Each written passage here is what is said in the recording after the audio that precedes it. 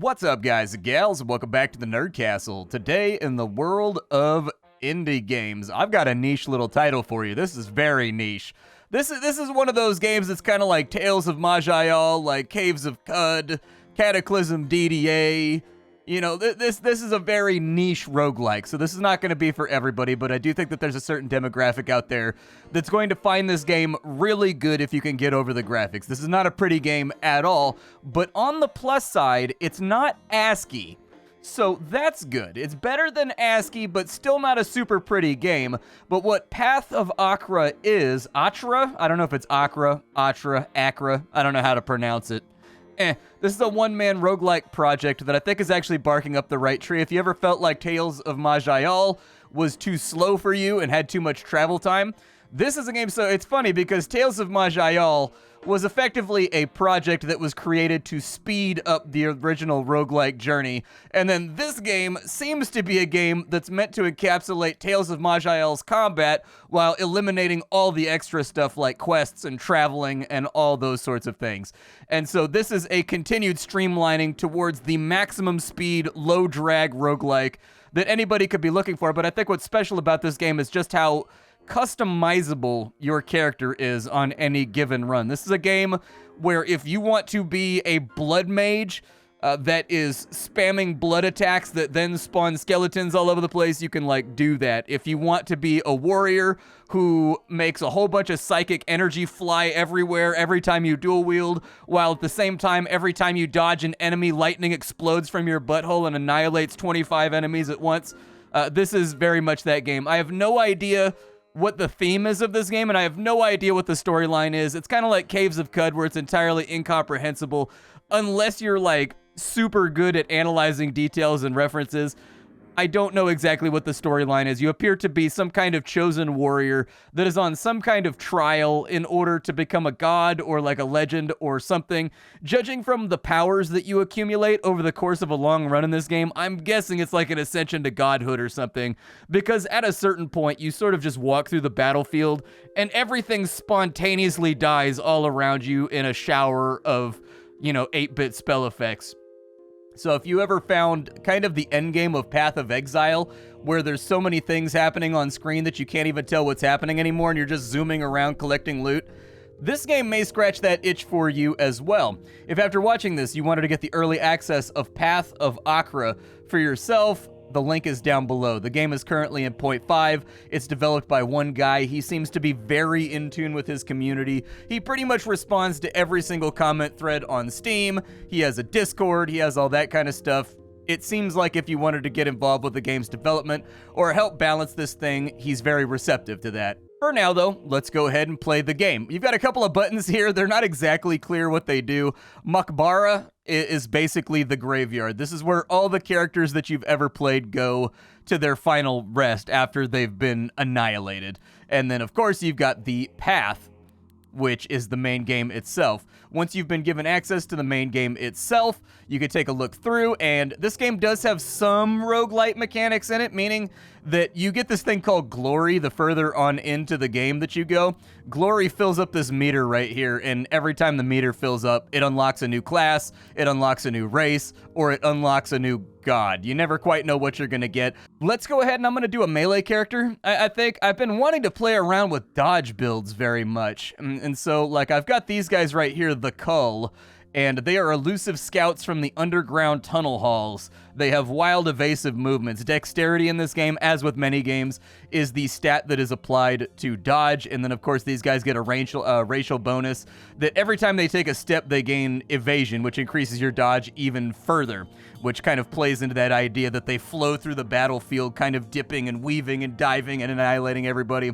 We can also pick a class. I actually don't have that many classes unlocked. I've got a battle chief over here, and this is a guy that like throws a spear and he summons like nomads, I guess, to absorb aggro.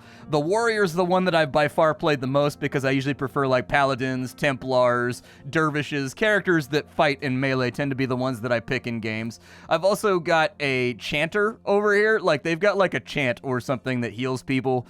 We've got the warlock, who is obviously good at casting spells and lighting people on fire.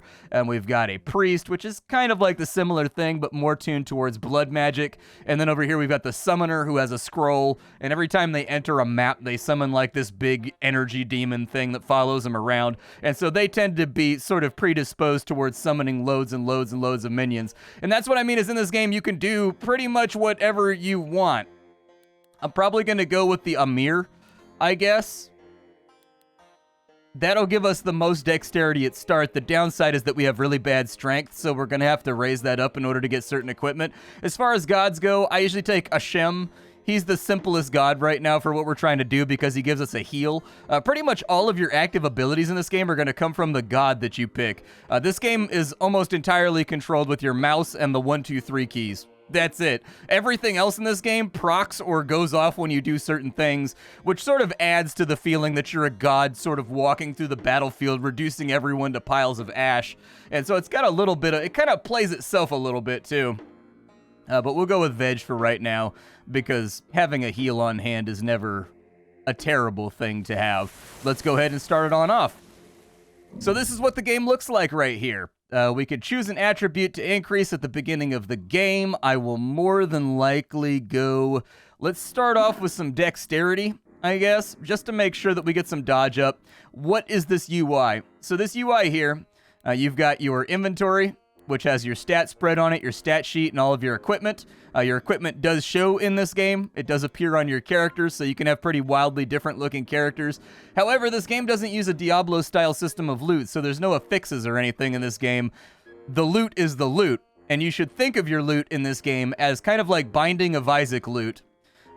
Picking up some gloves in this game is basically the equivalent of picking up like Shoop da Whoop or something like that in Binding of Isaac. Like a pair of gloves in this game is not just giving you armor, it's not just giving you dodge. A pair of gloves in this game will also make it so that, let's say, every time you swing your weapon, you teleport to a random spot on the map, and the spot you teleport to and from will cause a 3x3 AoE that deals like 150 elemental astral damage. And that's where the game gets really intricate and interesting with the way that you can build your characters, is that this is the powers list right here. The powers are divided up into all different elements from melee over to blood. And these things here all interact and do various things when you hit an enemy, when you dodge an enemy, when you block an enemy, when you move, when you pass a turn. They even proc off of each other, so certain things here will trigger when an enemy takes like poison damage. And going through this and finding all the threads and then combining that with the equipment that you could put on your character is why this game is so ridiculously addictive, is that it's basically like a build theory crafter that you just sit and mess around with until you find something that works. That's pretty much it.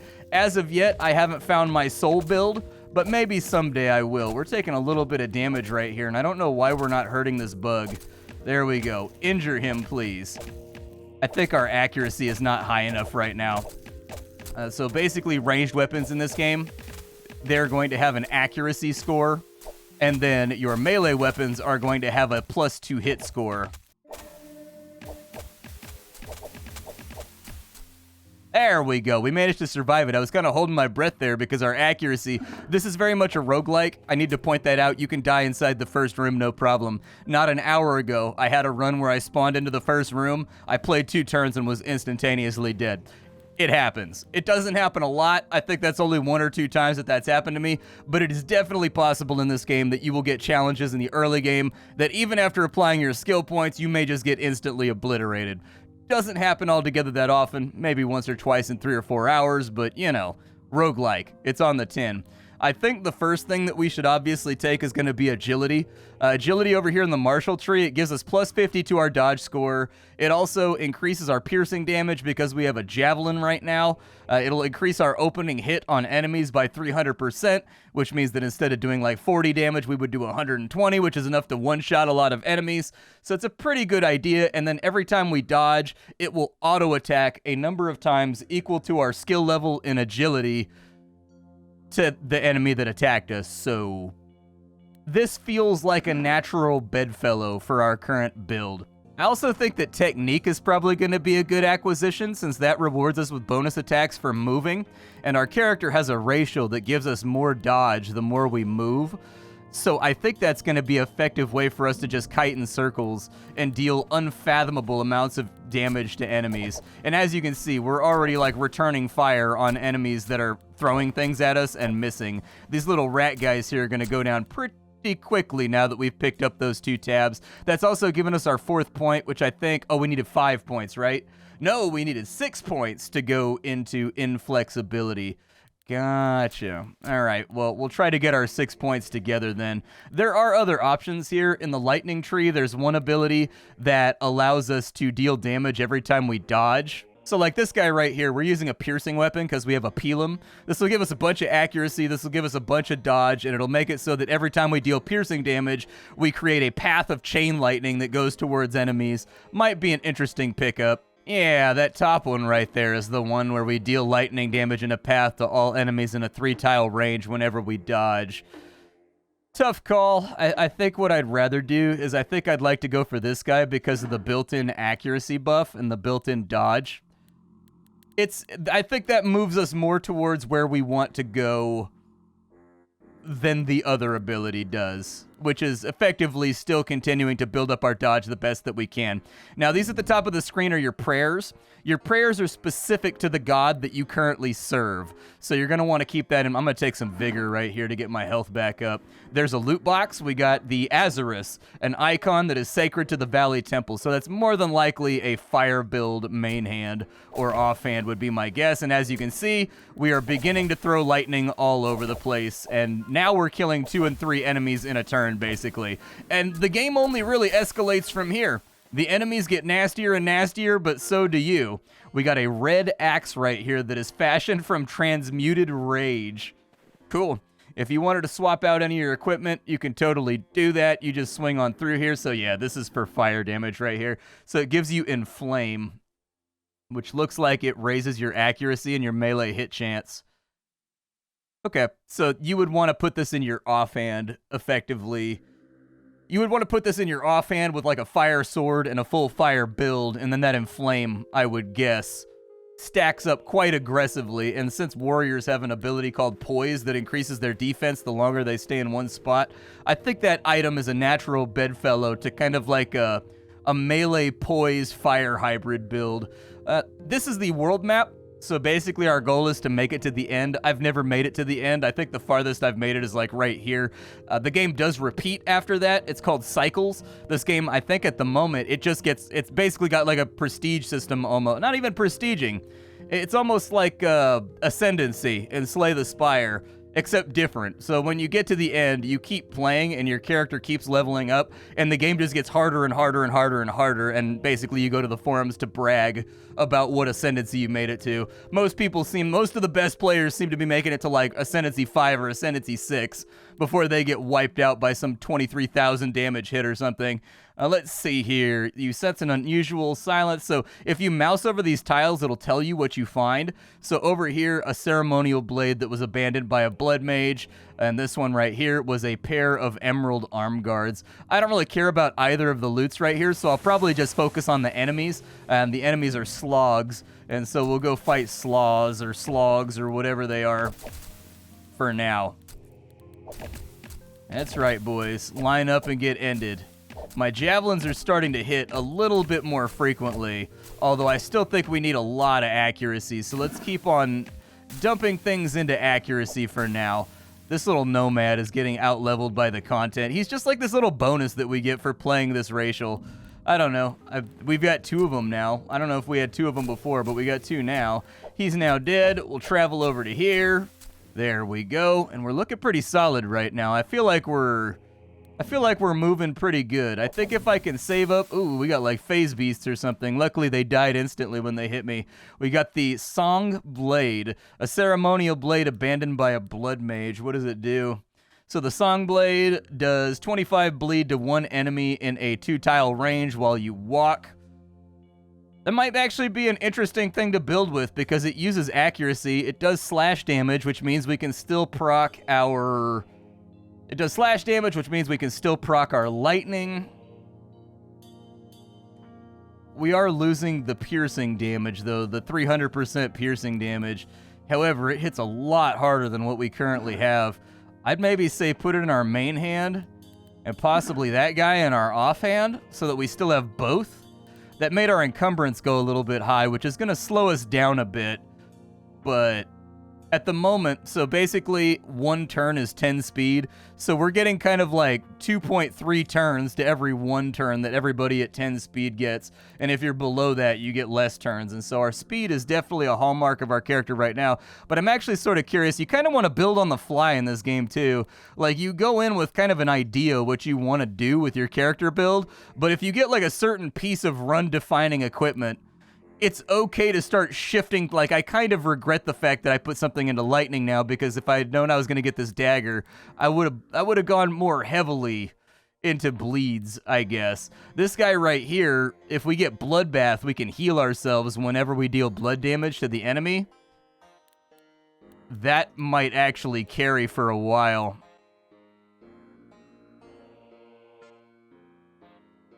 There's a shimmering violet spear over here in this area too, so maybe I'll check this out. Give me, I think, a little bit more dodge. I mean, we really want to lean into being a dodgy McDodgerton right now if we can. The downside is we have to fight in melee now, which is a little bit terrifying and worrisome. I don't think I can go that way. I think I'm going to have to go around this way. Yep, there it is. There's like a dragon or something over here that we need to kill. There we go. Dragon down. We've taken care of him. Hey, and there's our 4. Go ahead and give me bloodbath.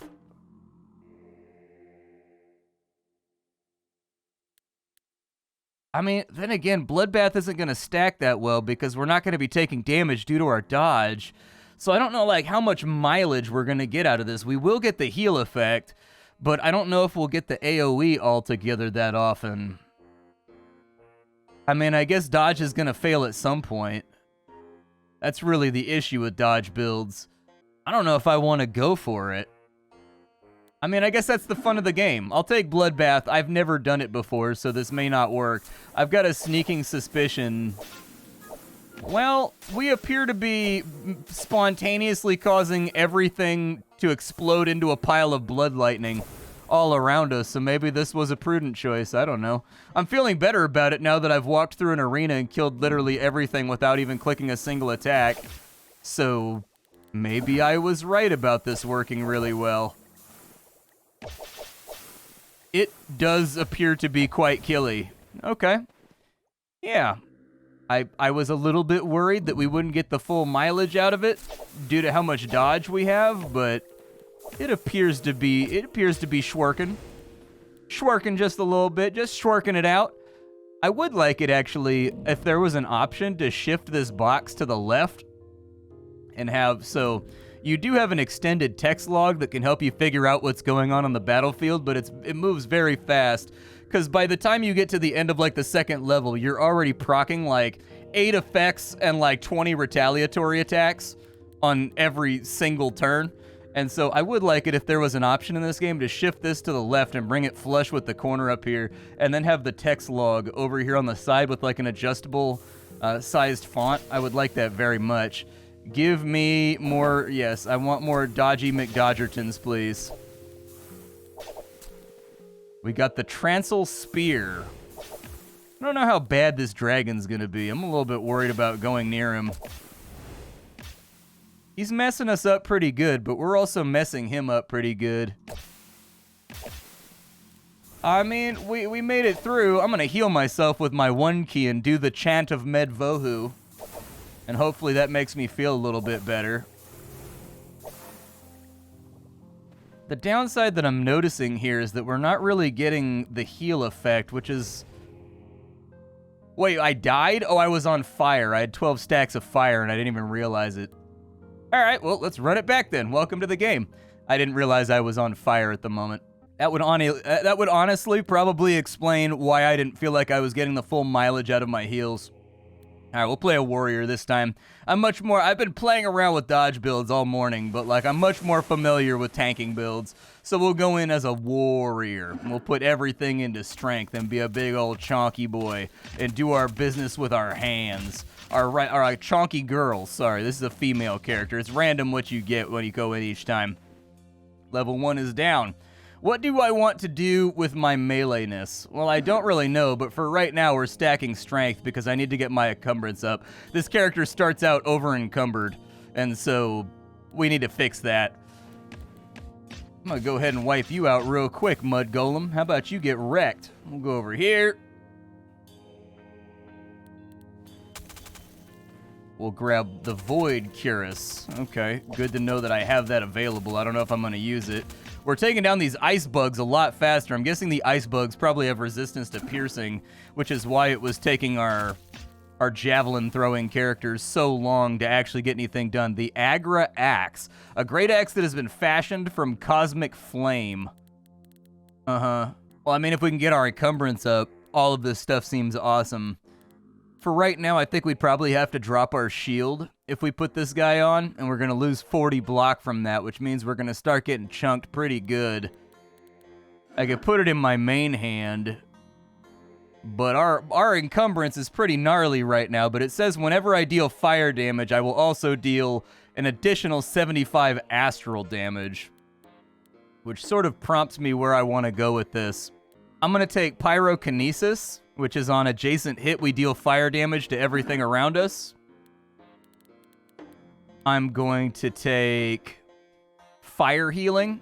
So on hit, we put Scorch on an enemy, and whenever we deal fire damage, we heal ourselves for 2 times the skill level. So I'll probably take that actually up to level 3 right now, so that we're getting a decent amount of healing. And we're also throwing tons of Scorches on everybody for 60 damage per turn. That should be pretty good. I think that's going to be a good choice. Unless we come across like a fire elemental area, then we're not going to be able to hurt anything. Over here, it looks like a Void Knight left his pants behind, as one does. There's a myriad number of reasons in the dungeon to leave one's pants behind. Sometimes it's bad luck. Sometimes it's good luck. You never know. And as you can see, I'm dealing fire now adjacently to everything around me. Isn't that awesome? I'm going to heal myself real quick because we have Tangle Vines on us that are draining our health. However, all of your negative effects are purged when you go to the next map. My suggestion would be, after observing this, is that I think when the last enemy dies, all of the things that are on you, like burns and bleeds and poisons and things like that, should be dispelled.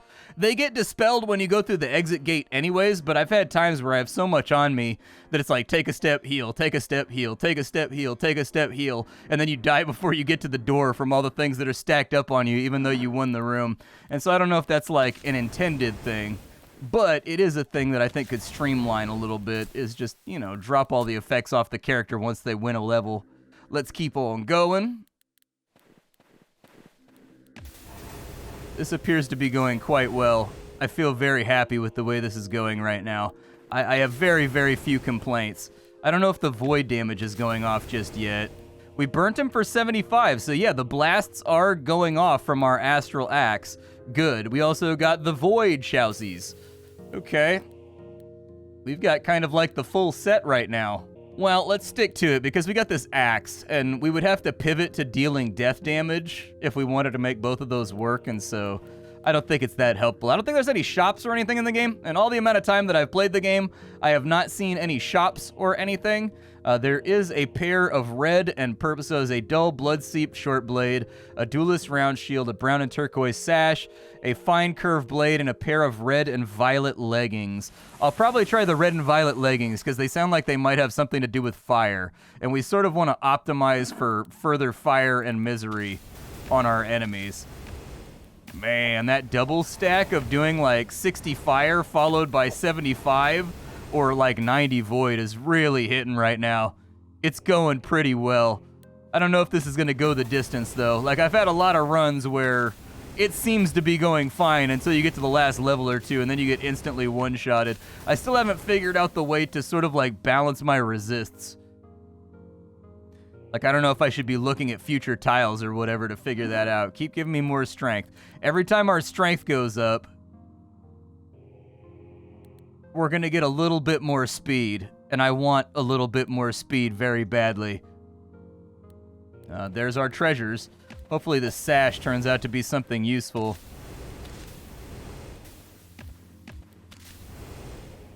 We've got the Sita Cummerbund. Kammerbond. I mean, I assume that's where our word came from. But anyways, let's take a look here. And we've got on dealing fire damage, 50% of that damage is dealt again as astral. Yes, yes, and yes. That's exactly why I came here. Perfect. We've also got a scimitar. Good old-fashioned scimitar right there, just in case you want to skim the flesh off somebody's face. We've got a necromancy icon, a yellow and red sash, a ceremonial longblade, a thorny vine-swaddled sash, and a dark relic of the serpent cult. I don't really want any of this. None of this seems good to me, so I'm not going to worry about it. We'll go after we'll just pick this one based on the enemies. You can, at any time, click on these, and it'll tell you what enemies are inside the arena that you're fighting. It will give you all their stats. There is quite literally nothing here that is hidden from the player. You're supposed to be memorizing this stuff, by the way, as you play the game, so that you can make educated decisions based on your build, what tile you want to go to, so that you can optimize your strengths versus the enemy's weaknesses. I haven't done it yet because I have the memory well of a goldfish, but I'm sure the better players are quite well attuned at figuring it out. Another strength right there, a little bit more HP. We appear to be doing pretty well. I'm a little bit frozen right now. I don't want to stand still while I've got the freezy magics on me.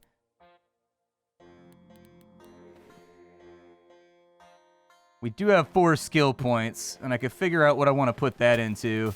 I do feel like the fire that we have going right now is pretty solid. If we could find something that maybe amplifies our void damage so that we've got kind of like a duality going, so that we can actually, so that would allow it, well, it wouldn't actually, because all of our void damage is contingent on fire damage. So if we go to a place where all of the enemies are hyper-resistant to fire, they're going to resist the damage down to such a state that the void damage won't go off. So maybe that idea is folly. Yeah, like you can see these guys right here. We're having to hit them with our physical damage because our fire isn't doing anything to them. However, our strength is about to be sorted out. And then from there, we'll have more gearing options. All right, Bramble Sash, don't care about it. Bramble Sash is for poison builds. Cobra Idol is for poison death builds. So we don't really need to worry about that either. I actually think it would be kind of cool if you could break your gear and there was like a little meter down here that just said 0 out of 10. And if you break 10 gears, it gives you like a free level up or something.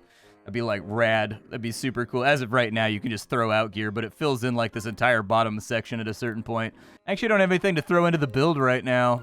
I do have 5 points though, and we could play around with that. We could take guard. So that would lock us into using a shield. But every time we shrug off or block an enemy, we get to attack 2 people adjacent to us for free, independent of our normal attack cycle. It's going to give us +5 encumbrance, but it's going to make us very blocky at the same time.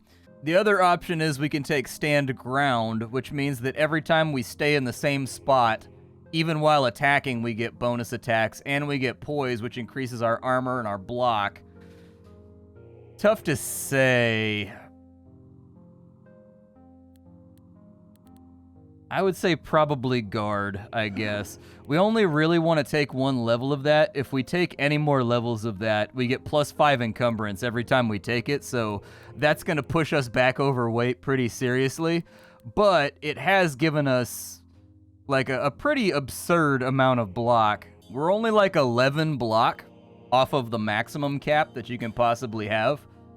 We'll run it. We'll see what happens here. I mean, I don't want to be re-encumbered again because we were just starting to feel a little bit lighter as we were moving around the battlefield, but kind of is what it is. I do think it's probably a good time to take that block ability. Woo! I'm not clicking at all right now. That was all 1 turn right there that wiped out those 2 mobs.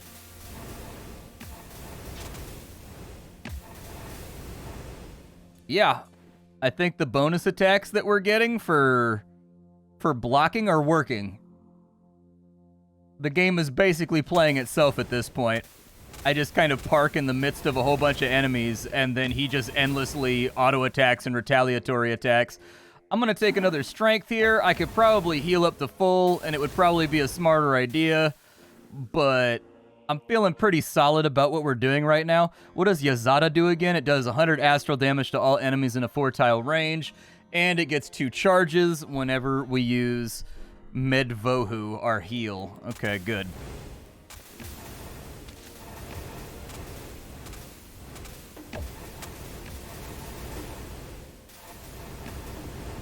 That was all 2 turns right there. I clicked to attack twice.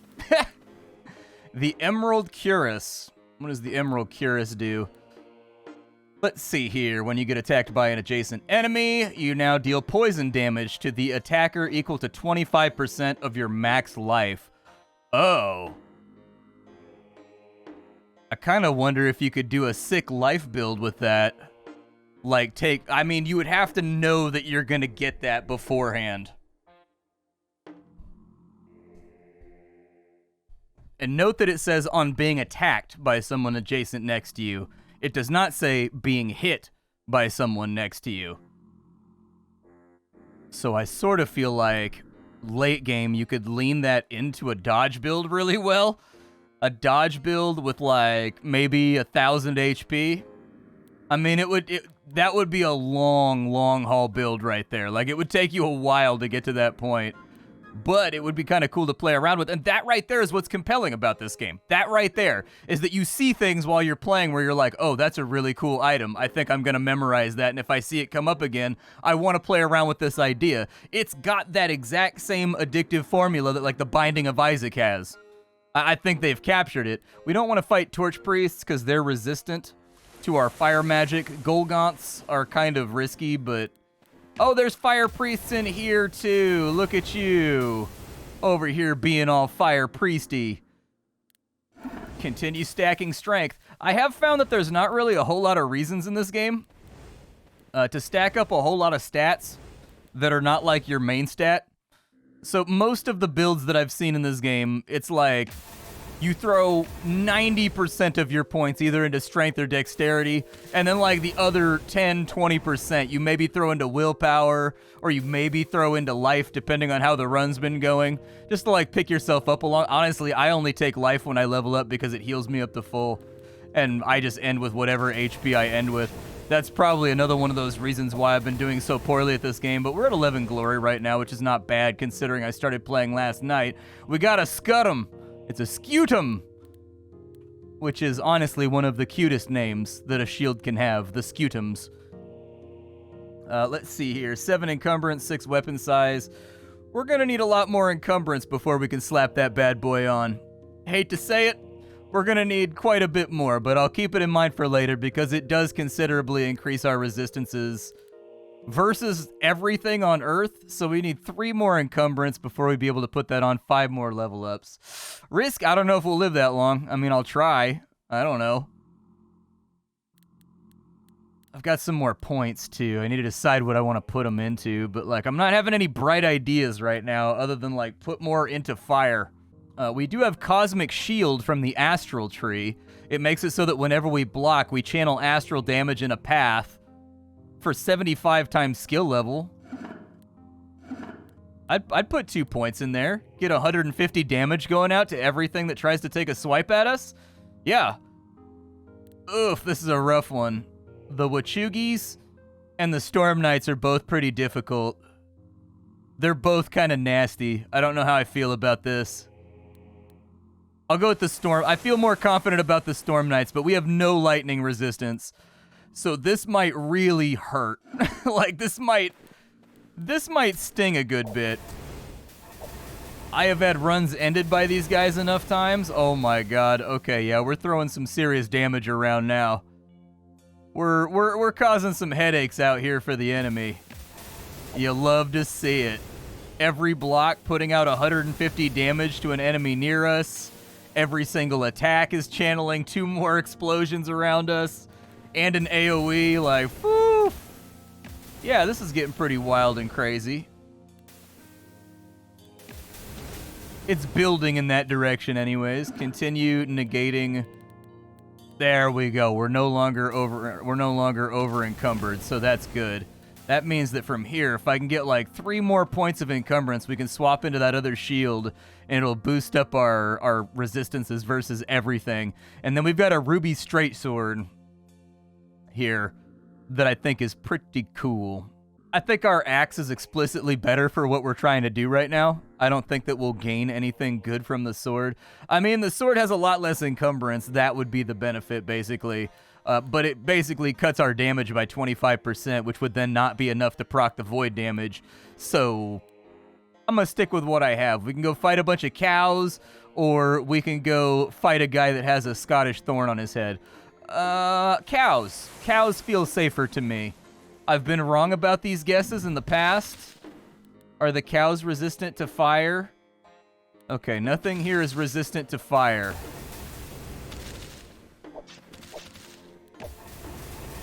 So it should all die quite quickly. Or it's not going to go very well, and I'm going to almost die. Okay, yeah, I fear for my safety now. It gave us a little bit of health back, but I'm still a tiny bit worried. I may have made a bad pick here.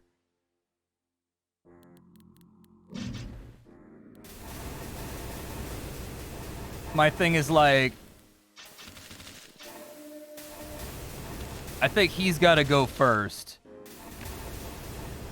Yeah, the purple guy seems like the biggest, most risky enemy on the board right now for what I'm trying to do. So I think it was just leaving the purple guy up that got me in trouble. That's 2 floors that we've gotten through. I don't know if it's going to work out. I think we're a little bit locked in now.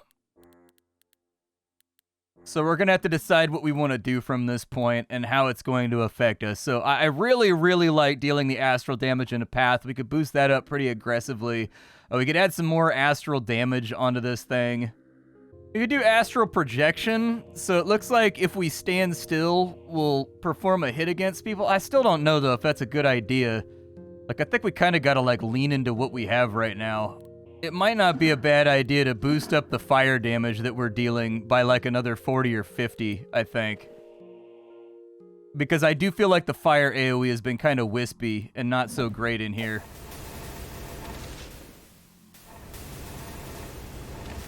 It feels like it's hitting a little bit harder, but it's tough to say.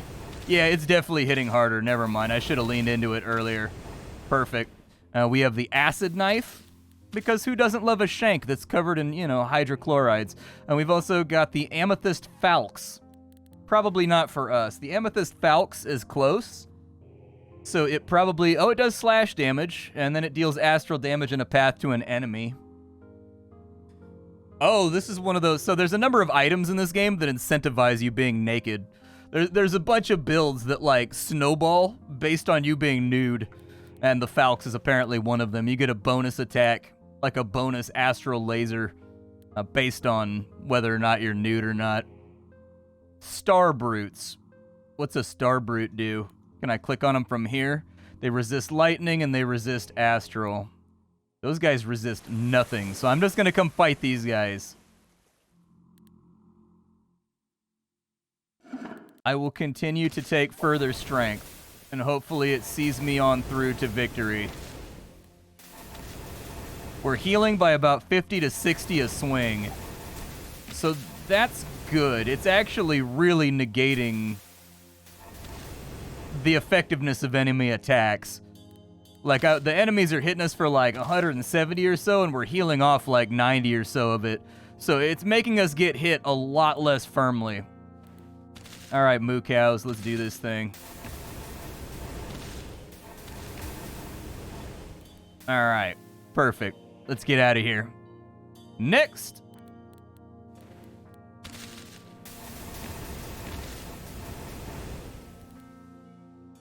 I'll probably take another strength.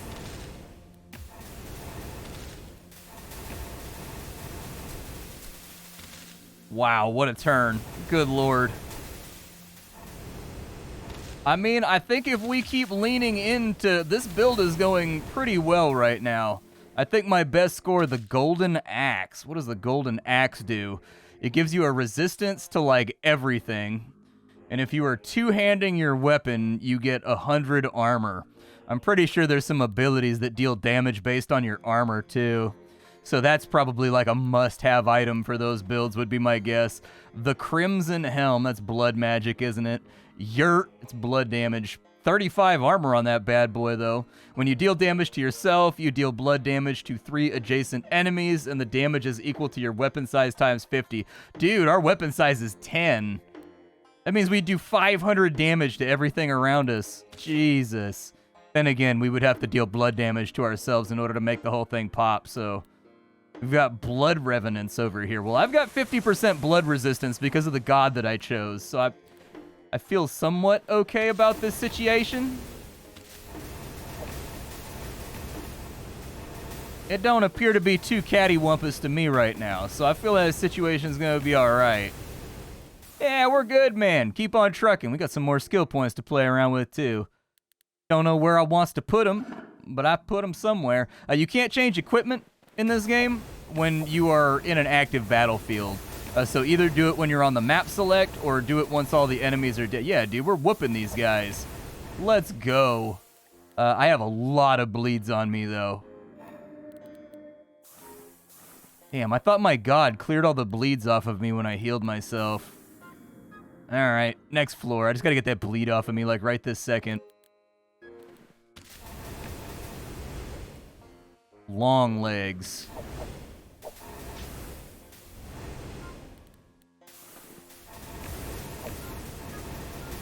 Three bleeds and 7 poisons. Not great. I would definitely like to have less than that. I'm gonna go ahead and clear my harmful effects and get some extra HP. Alright, what did we have here? A Mask of Blood and the Emerald Gauntlets. I'm still looking for something that'll tie this together.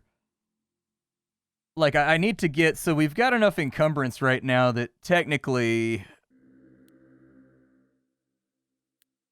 I guess I could throw on the breastplate, like, just for the resist and the armor. We're not going to get much damage out of the death and ice damage. But I do have the 3 extra encumbrance, so I think I can put that in my offhand and we'll still be good. So that boosted the hell out of all my resistances, so that's nice. I still need to get my block up a little bit higher. It might be worthwhile to start putting some points into dexterity.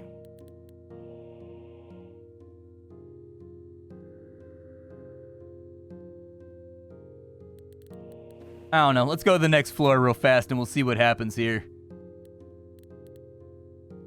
Let's see. This map will give us a purple-blue sash.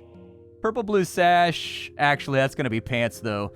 There's a bone-crafted arm guard, a brutish chest plate, and a shimmering violet spear. All right.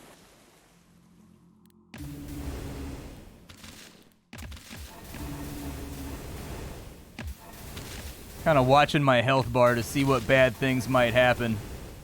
These guys appear to be frost elemental, which means the only bad things that can happen to me are either from direct damage or as a result of me standing still after the fight. So, as long as I don't stand still, I should be okay. We've got 4 more points to mess around with. I do think that we should probably throw that together. I still feel like more points into Astral Block is a really good idea. Like, we're now doing almost 300 damage whenever we block an enemy. And that, to me, just feels highly attractive. I'm going to start throwing a couple points. I'm going to take Dex up to 10 just to get our block up a little bit better. Because I still see a lot of attacks sneaking in on that margin. More attacks than I'm comfortable with anyways. Like, 3 out of 10 attacks are still hitting us, and we're kind of getting to the point in the game where one hit can, like, half splash your character. So I'd like to lower that down to 1 in 10 attacks having a chance to splash me down. I'm going to get a heal off right there, too. Anybody else want the smoke? Because I got smoke for you. If you want smoke, I got smoke, believe me. I'm going to take my fire damage up a little bit.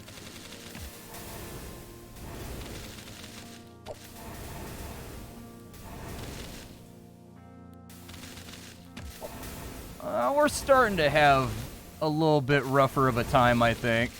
I mean, a lot of this is going to come down to as well. Sometimes in this game, you just get a bad map, and it's like a wide open map where the enemy really just gets to crawl up in you, and you can't get to him. Let's see, 200 astral damage, repeat per duration of grace. Okay, so I'm supposed to cast that after I heal myself. I think. I'm gonna heal up one more time. We got a little bit scuffied on that level. I got a feeling the end is coming up. The Tupalak moans. When I enter the room, what does the Usomi thing do? Usomi Sash. When you deal astral damage, you will get half of that as lightning. That kind of doesn't help, but if I could find some gloves that do something like that, it might be kind of cool. Dude, how hard is this thing gonna hit me? Actually, we just torched the boss pretty easily. We didn't struggle that much. We pretty much obliterated him. That's more or less it. He didn't really have much of a chance. Oh man, ranged enemies. Ranged enemies are bad. I don't really have a gap closer or anything. The Brute Plating, the Transl Spear, and the Bone Pacarna. Okay. That chest piece is actually not terrible for us. It's heavy, and it increases our inflexibility, which kind of sucks. So we would lose a lot of speed, so enemies would start getting double turns. But I don't necessarily know if that's a bad thing, considering that we block, and like, I think 80% of our damage is retaliatory from blocking. So it doesn't really matter if we miss turns. That just means we're losing out on auto attacks, and like, fair, our auto attacks do generate a lot of damage too, but I would actually have to see like a spreadsheet of where all my damage is coming from before I would know for sure. We're almost at the end here, but I think this one's about long enough. My name is Splattercat. I sift through the pile to find what's worthwhile in the world of indie games every single day so you don't have to. Today up on the chopping block, we were looking at Path of Achra. I think this game is great. I think it's utterly fantastic. I think that anybody that's a fan of roguelikes should jump on into it. I think its only sin is that it's not very pretty. And that's like easily solved by just opening the game up to modders and allowing them to make visual packs. I mean, the game's not, I don't even think the game's that ugly. I just think to like a normal audience, it's not a very good looking game. This is way better, in my opinion, than looking at ASCII. So like, meh, you know, like I'd way rather play this than an ASCII game for sure. But I will see you all next time. Thank you for stopping on in Path of Achra. I can't recommend it highly enough. I think it's great. I think it's one of the few roguelikes I've played in a long time that I like as much as Tales of Maj'Eyal. Pretty cool game, and it's only half done. And it's already given me that feeling, so hopefully you get the same thing from it. I'll catch y'all later. Bye, folks.